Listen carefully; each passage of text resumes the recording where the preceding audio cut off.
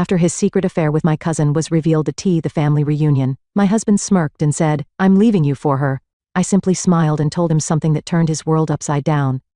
I should have known something was wrong when Aston insisted we host the annual family reunion at our house this year. He never cared for these gatherings before, always finding excuses to work late or schedule business trips that conveniently coincided with family events. But there he was, arranging the catering and even picking out the tablecloths. My name is Sophia, and this is the story of how my husband's betrayal became his ultimate downfall. The day started perfectly, almost too perfectly. Sunshine streamed through our floor-to-ceiling windows, highlighting the elaborate spread of food on our dining room table. Family members trickled in, bearing dishes and warm hugs. My sister Addison arrived early to help, eyeing Aston suspiciously as he flitted around the house with uncharacteristic enthusiasm. "Something's off with him," she whispered, helping me arrange wine glasses. "He's never this involved." I nodded, my stomach churning. I know. The first sign of trouble came when my cousin, Annalise, arrived. She wore a red dress that seemed inappropriate for a family lunch. Her smile a touch too bright as she air-kissed my cheeks. "Sophia, darling, the house looks amazing as always." She gushed, but her eyes were already scanning the room for someone else. I watched as Aston's face lit up when he saw her. A micro-expression that would have been imperceptible to anyone who hadn't spent 10 years memorizing every detail of their spouse's face.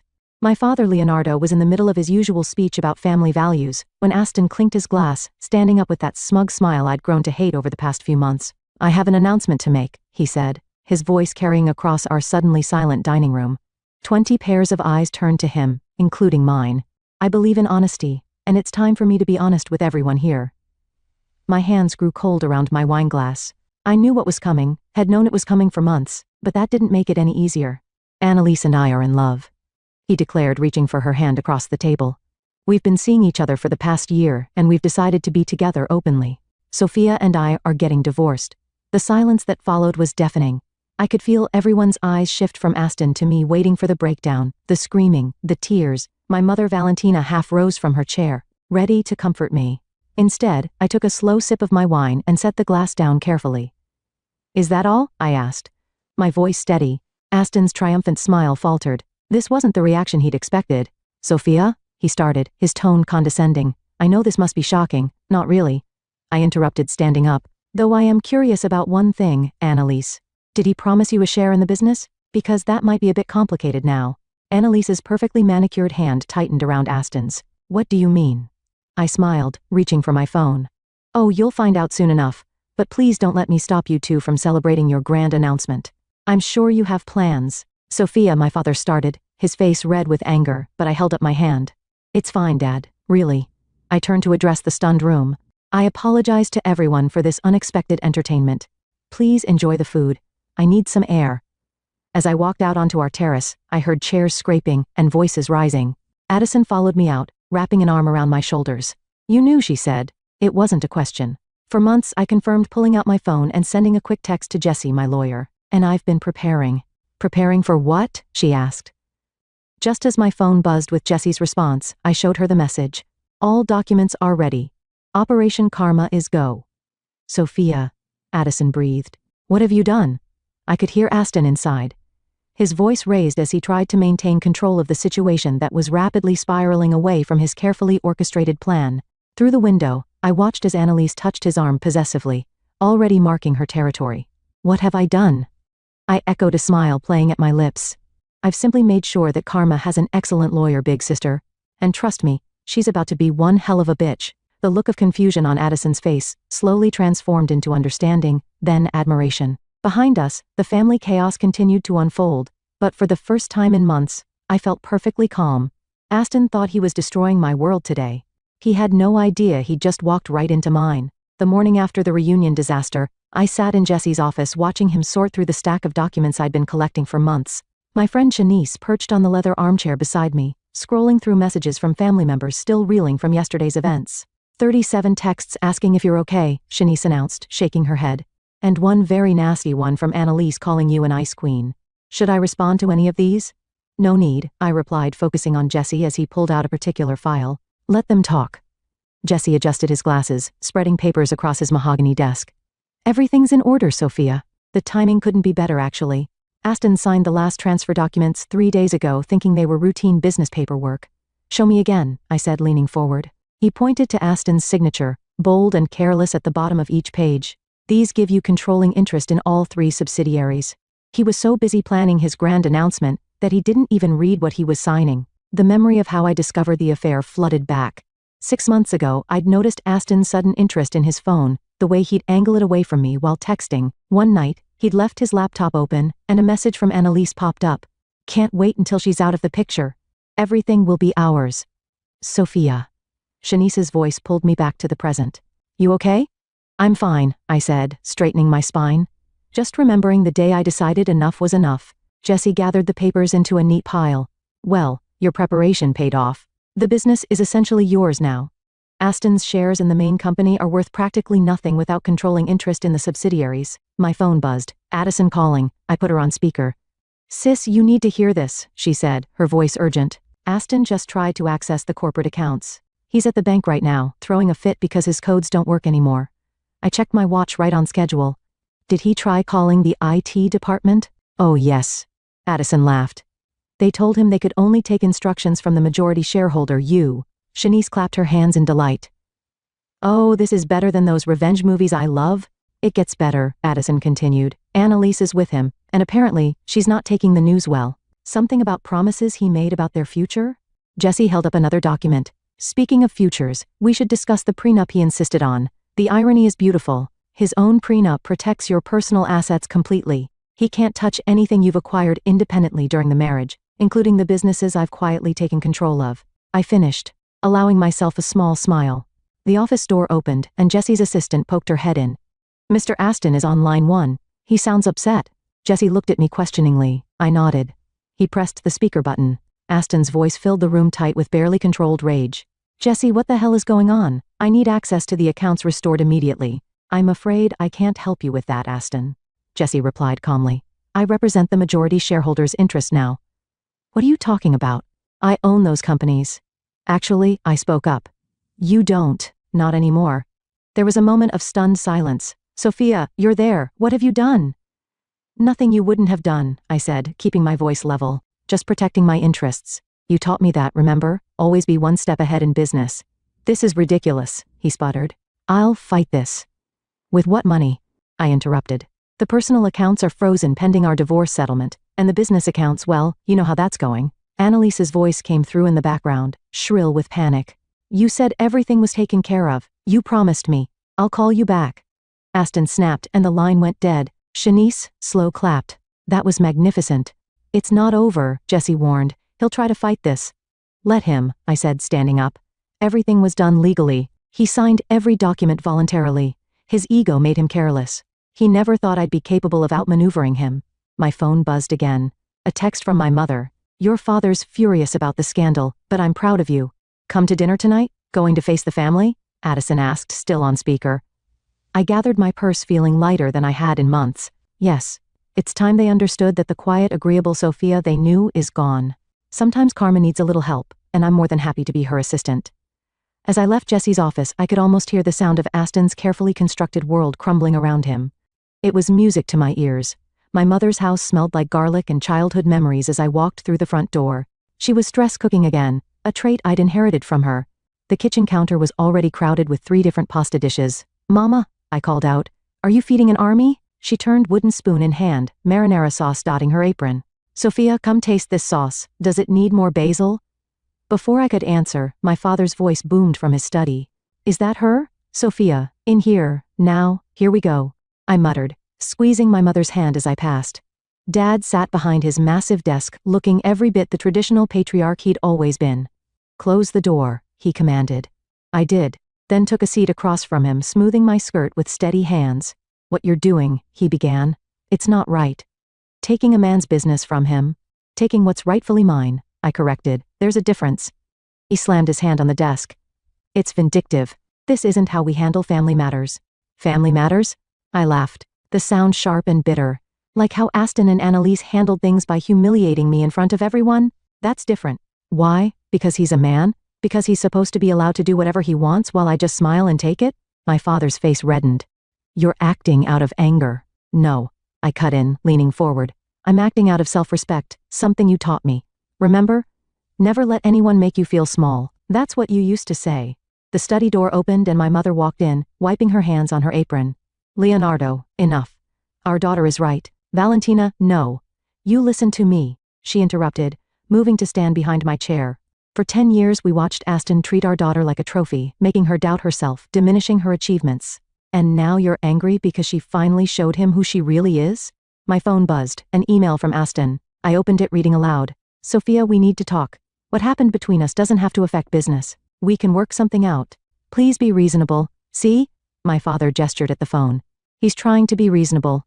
No, I replied, typing a quick no thank you response. He's panicking because Annalise is probably realizing he's not the wealthy cat she thought he was.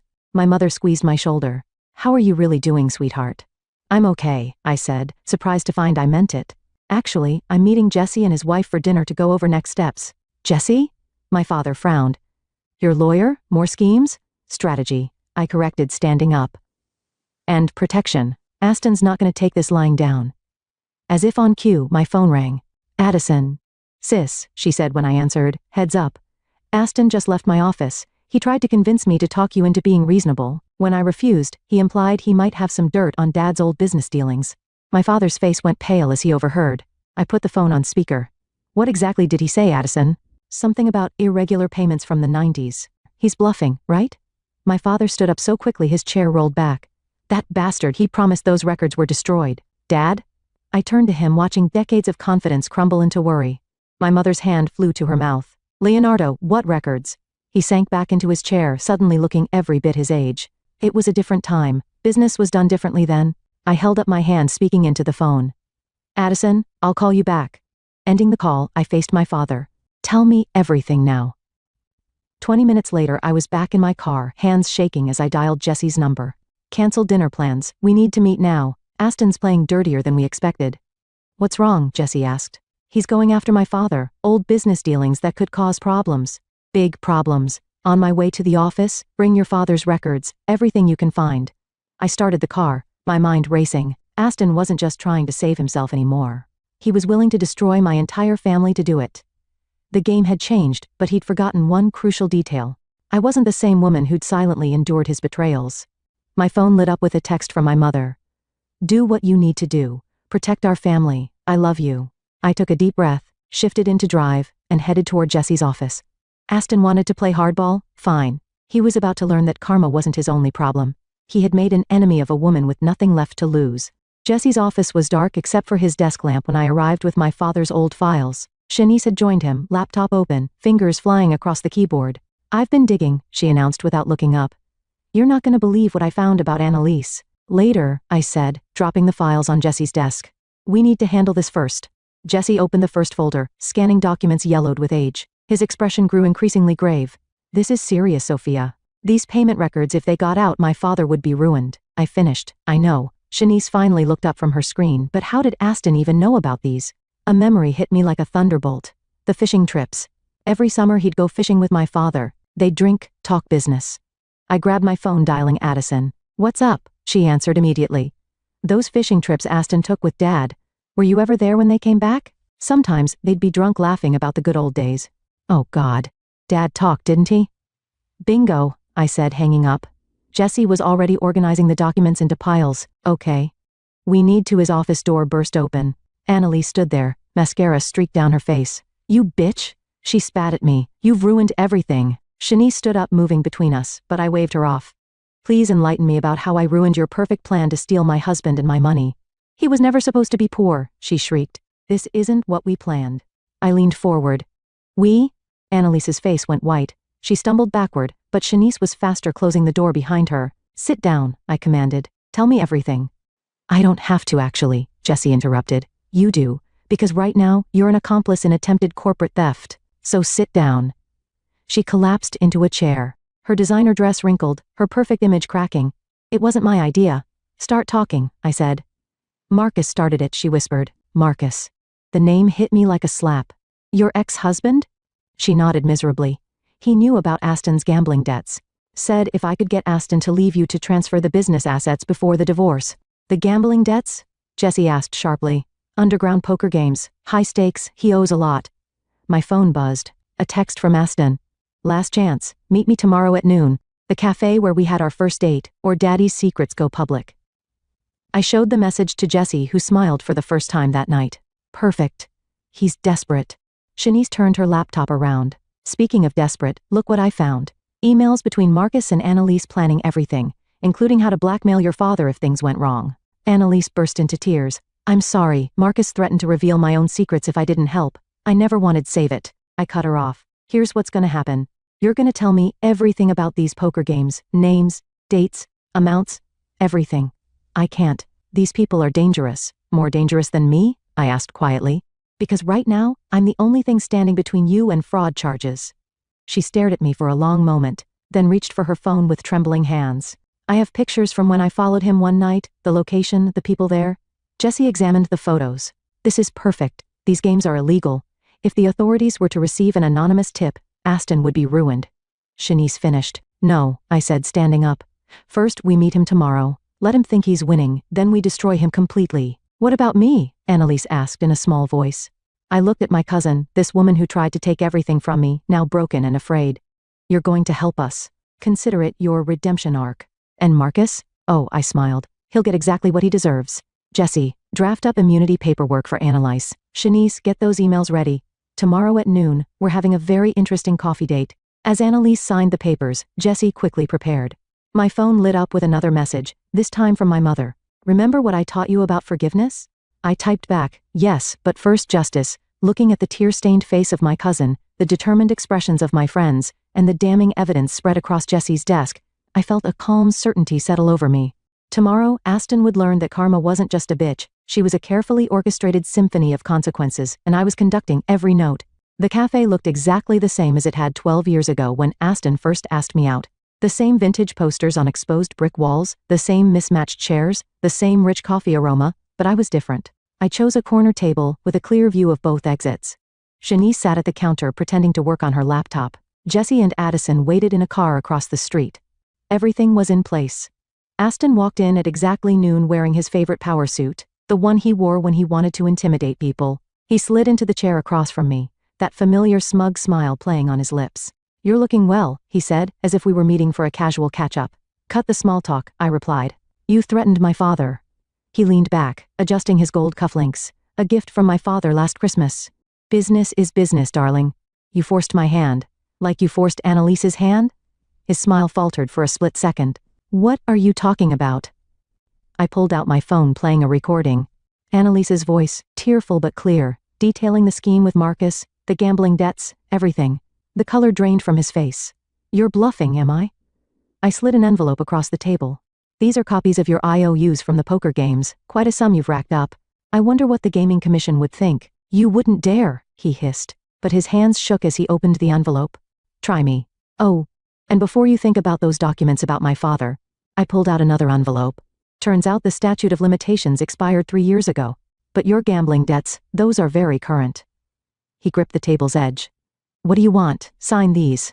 I produced a stack of papers. My parents hid the secret that my full sister divorce cheated on me with settlement. my husband. You walk away But at her with your baby personal shower, assets. the gift I gave What's left ignited of them? an overwhelming No wave alimony. of violence No against claims them. on the Hey, business. I don't even know And where to if I begin don't, with this, so I'll just start at then the and beginning. about, My name's I checked Alina, my watch, 30 minutes. female. An I anonymous grew up in tip Chicago about with my illegal older sister high-stakes Julia, poker games 32 reaches the female, authorities and with my proof. parents. His Honestly, face contorted I've always with felt rage. like I was just the extra You kid. vindictive. Julia was the one. Careful, I interrupted. Think very carefully about your next words. The cafe door chimed. Annalise walked in followed by Marcus, right on schedule. What is this? Aston demanded, half rising. Sit down, Marcus ordered, his voice low. We need to talk about the money you owe me. Aston's face went from red to white. You told her? She told me everything, I said. How you borrowed money from Marcus to cover your gambling debts. How you promised him a piece of the business once you married Annalise and took control. One problem though, it was never your business to give away. You set me up, Annalise said, tears in her eyes. Used me to get to Sophia's money. Made me betray my own family. Marcus stepped closer to our table. I want my money, Aston, now. I don't have it, Aston stammered. Then sign the papers, I said, pushing them toward him. Walk away clean, start fresh. His hand trembled as he reached for the pen. This isn't over. Actually it is. I nodded to Shanice, who pressed send on her laptop. Those emails you and Marcus exchanged about the scheme, they're now in the possession of every board member. Your reputation in the business world is finished. He scrawled his signature across each page, desperation replacing arrogance in his eyes. You've thought of everything, haven't you? I learned from the best, I replied, standing up. You always said business was about staying one step ahead. As I gathered the signed papers, Marcus grabbed Aston's arm. We're going to have a private conversation about payment plans. Sophia, Aston called as I headed for the door. I'm sorry, I never meant save it. I cut him off. You're only sorry you got caught. Goodbye, Aston. Outside, Jesse and Addison were waiting. Did he sign? Jesse asked. I handed him the papers. Every page. How long until it's official? I'll file them today. By next week, you'll be free. Addison hugged me tight. You did it, sis. My phone buzzed. A message from my mother. Is it done? I typed back, yes. Family dinner tonight. Her response came immediately. Of course, your father's making his famous lasagna. Says he's never been prouder of you. Looking back through the cafe window, I watched as Aston withered under Marcus's quiet threats. Annalise caught my eye and mouthed thank you before slipping away. Ready to go? Addison asked. I took one last look at the cafe where my story with Aston had begun and where it had just ended. More than ready. It's time for a new chapter. As we walked away, I heard Aston's desperate voice floating through the open window, pleading with Marcus. But I didn't look back. Karma had finally caught up with him, and I had a family dinner to attend. The boardroom fell silent as I walked in, heels clicking against the polished floor. 12 pairs of eyes followed my movement to the head of the table, Aston's former seat, my seat now. Good morning, I said, placing my laptop down. Shall we begin? Harold, the oldest board member, cleared his throat. Miss Sophia, given the unusual circumstances of your acquisition, you mean how I legally obtained controlling interest while my husband was busy planning to steal it through his mistress? I smiled pleasantly. Those circumstances? Nervous laughter rippled around the table. Before Harold could respond, the door burst open. Aston stormed in, looking considerably less polished than usual. His suit was wrinkled, his eyes bloodshot. This meeting can't proceed, he announced. I'm contesting the transfer of shares. I didn't even look up from my laptop. Security, please escort Mr. Aston out. You can't do this. He slammed his hands on the table. These people need to know what kind of woman you really are. Now, I did look up. You mean the kind who caught her husband trying to embezzle company funds to pay off illegal gambling debts? The room went deadly quiet. Aston's face turned purple. That's right. I continued pulling up documents on the projector screen. Let me show everyone exactly what kind of person I am, and more importantly, what kind of person you are. Spreadsheets filled the screen. Detailed records of Aston's underground poker losses, followed by suspicious transfers from company accounts. I've already reported these discrepancies to the proper authorities, I announced. The company will cooperate fully with their investigation. You're lying, Aston sputtered, but his eyes told a different story. The boardroom door opened again. This time, 2 security guards entered, followed by Jesse and, to everyone's surprise, Annalise. Actually, Annalise said, her voice shaking slightly. She's not. I've already given my statement to the investigators about everything. The gambling, the theft, the plan to take over the company. Aston lunged toward her. You treacherous. The security guards caught him before he could reach her. As they dragged him toward the door, he shouted, Your father's no better. Tell them about his dirty dealings. My father, I said calmly, has already disclosed his past irregularities to the board's ethics committee. Unlike you, he's taken responsibility for his actions. Harold stood up.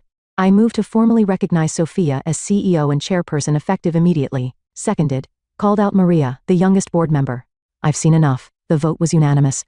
As the security guards finally managed to remove Aston, his threats echoing down the hallway, I pulled up the next item on our agenda. Now I said, let's discuss the company's future.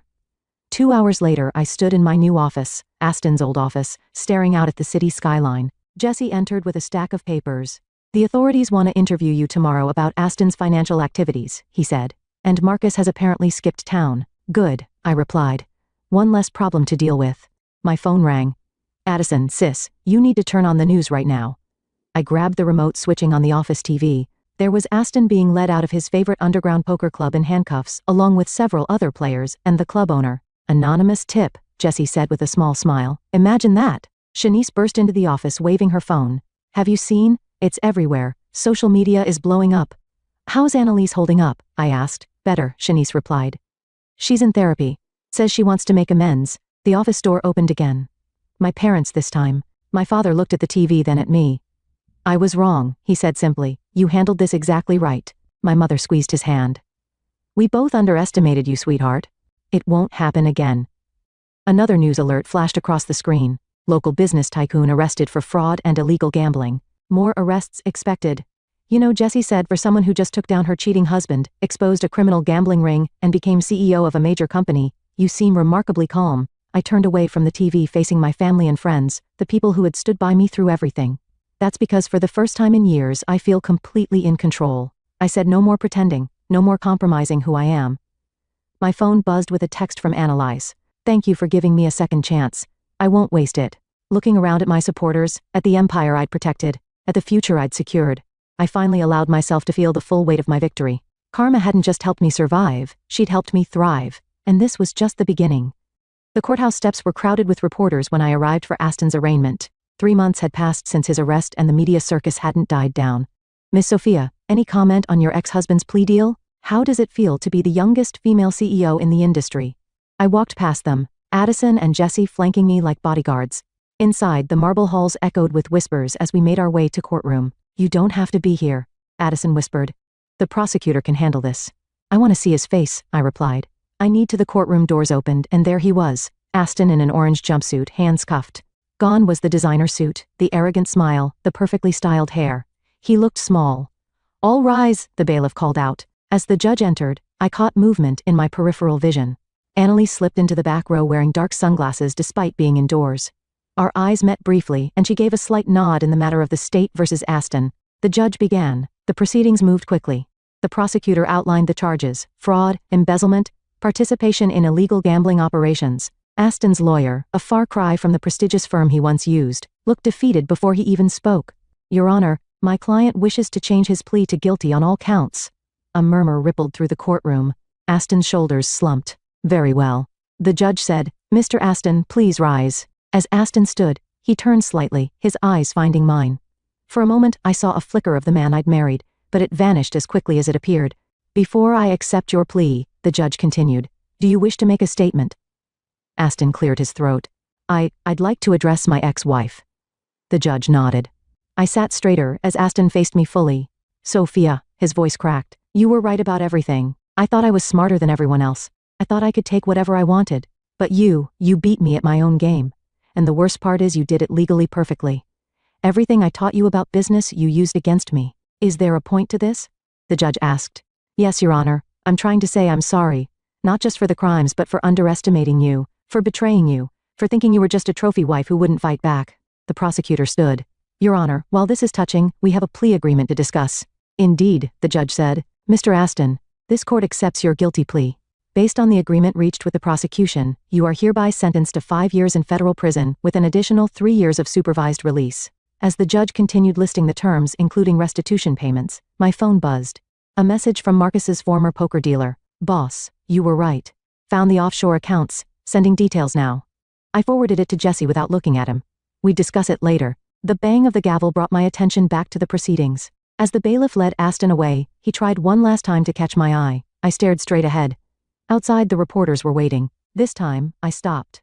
Miss Sophia, your response to your ex-husband's courtroom apology? I adjusted my blazer. Actions have consequences. Mr. Aston's actions destroyed our marriage, nearly destroyed our company, and ultimately destroyed his life. Let that be a lesson to anyone who thinks they can take advantage of others without repercussions. Back at the office, I found my parents waiting in my executive suite. My father held up a bottle of champagne. The board meeting went well? I asked, though I already knew the answer. Unanimous approval of your 5-year plan, he beamed. And the stock price is up 12% since the announcement of Aston's plea deal. My mother poured the champagne.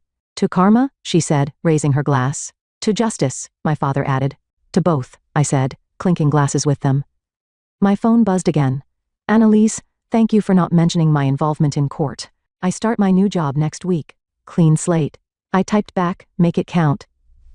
Looking out my office window at the city skyline, I watched the sun setting on one chapter of my life, and rising on another. The company was thriving, Aston was facing justice, and I earthed to Sophia.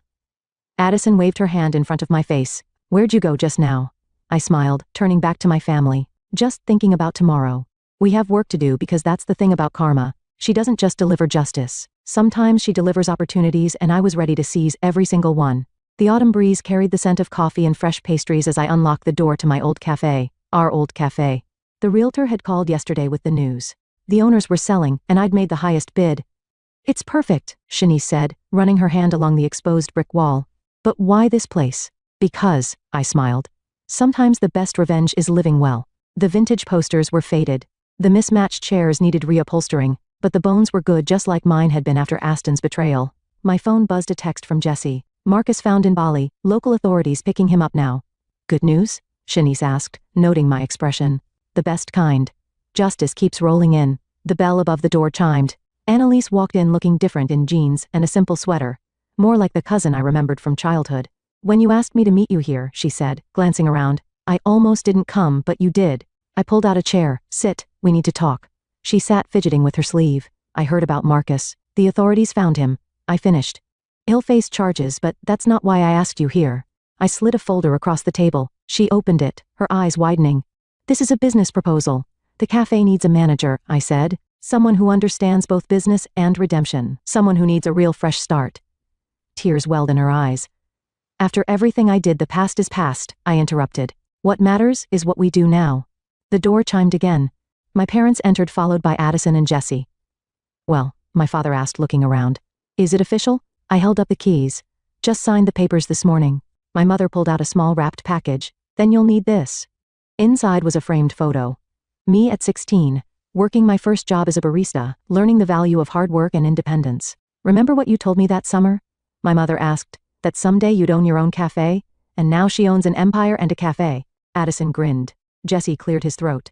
Speaking of empire, the board approved your proposal to start a foundation helping women in business. They were particularly impressed with the mentorship program. A program I hope you'll help with, I said to Annalise. Your experience could help others avoid similar mistakes. She wiped her eyes, nodding. I'd like that. My phone buzzed again, a news alert. Former business tycoon begins prison sentence. Ex-wife's company reports record profits. You know, Shanice said, reading over my shoulder.